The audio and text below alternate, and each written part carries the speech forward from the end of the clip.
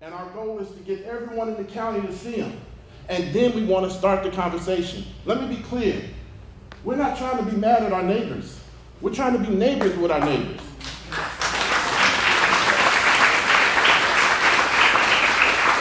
What we're trying to do is we're trying to say to our neighbors, this is how we feel, this is why we feel this way, and this is the information that that feeling is based on.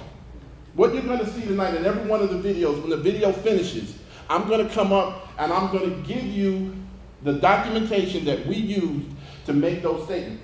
And we brought cheat sheets, so you can leave with it if you want to, and you can look this up yourself, because it does us no good to lie to you. It does us no good to distort the truth. Our belief is that when you put the truth out there, people who really want to be neighbors are going to do the right thing. And so that's what we're going for. I did have a statement, so y'all give me a second. Yeah, I know people are laughing at me right now, Jane Gann especially. I do want to start off by thanking everybody for coming. I want to thank the different organizations that are represented here tonight.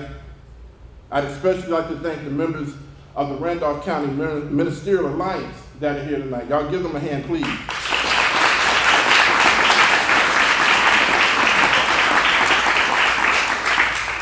We want to welcome our friends and family from La Siembra that have joined us. Members from our local Chamber of Commerce are here as well. We have the Asheboro City Council, as you already know, and the Randolph County Commissioners here, as well as NAACP executives from other counties. I want to personally welcome you all. You know, as Reverend Matthew said earlier, we've been wrestling with this Confederate monument issue for quite a few years. We sat in strategy sessions, one-on-one meetings with government officials, but we haven't been able to move the conversation in a positive direction.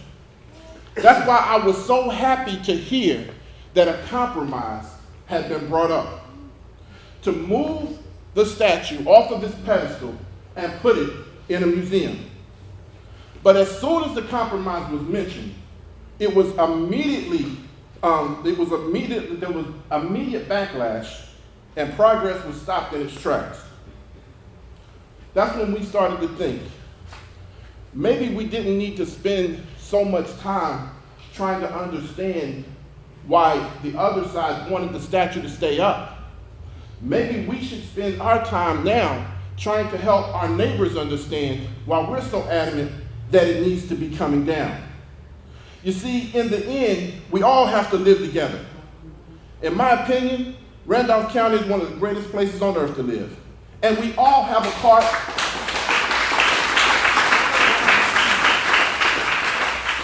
Randolph County is a great place to live because we all have a part in making it that way.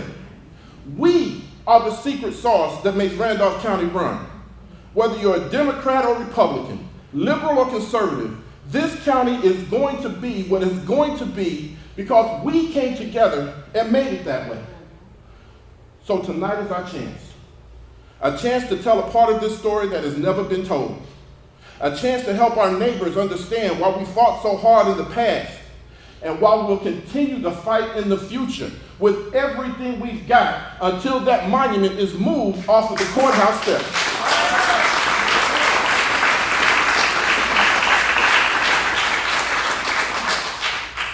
You see, we're either part of the community or we're not. The county either values diversity and inclusion or it doesn't. Now, before we even start the videos, let me give you an example of what I mean when I talk about being a part of a community that values diversity and inclusion. The Confederate Constitution was written March 11, 1861. This document is said to have been drafted as almost a carbon copy of the United States Constitution with some very glaring differences. One of which can be found in Article 1, Section 9, where it states, "No bill of attainder, no post facto law, or law denying or impairing the right of property in Negro slaves shall be passed." Now, this word Negro is very important Because every one of us knows somebody who swears up and down there were white slaves all over the South right before the Civil War. And the truth is they weren't. They were indentured servants. But indentured servants is very different from chattel slavery. Indentured servants weren't born slaves.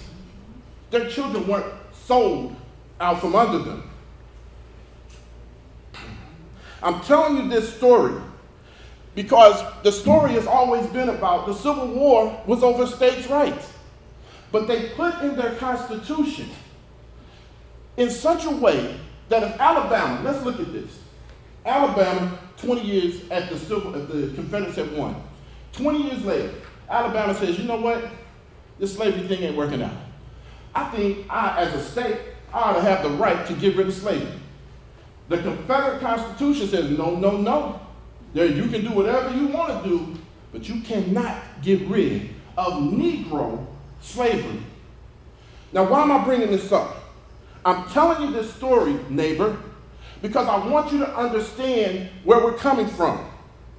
The position of the Asheboro, Randolph County NAACP is that this fact alone is enough to get that statue moved.